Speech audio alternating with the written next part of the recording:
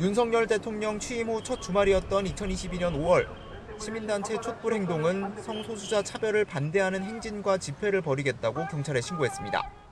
그러나 경찰은 이들이 신고한 서울 삼각지역 등이 집회 금지 구역에 해당한다며 집회를 허가하지 않았습니다.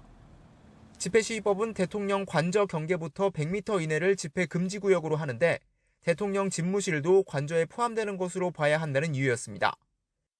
대통령 관저와 집무실이 같은 울타리 안에 있던 청와대 시절과 달리 윤 대통령 취임 이후 관저와 집무실이 분리되면서 집회 금지 구역을 정하는 데에 새로운 갈등이 생긴 겁니다.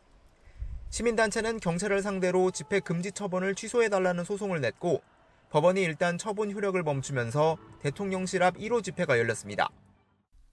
우리의 행진이 세상을 바꾼다. 차별금지법 제정하라.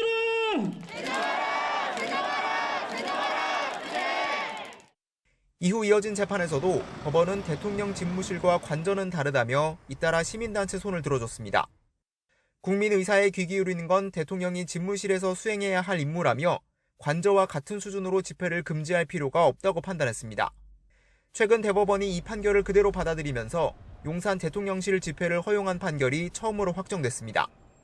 이 확정 판결을 근거로 당시 집회 금지 처분을 받았던 민주노총 등 다른 단체 간의 비슷한 소송에서도 같은 결과가 나올 것으로 보입니다.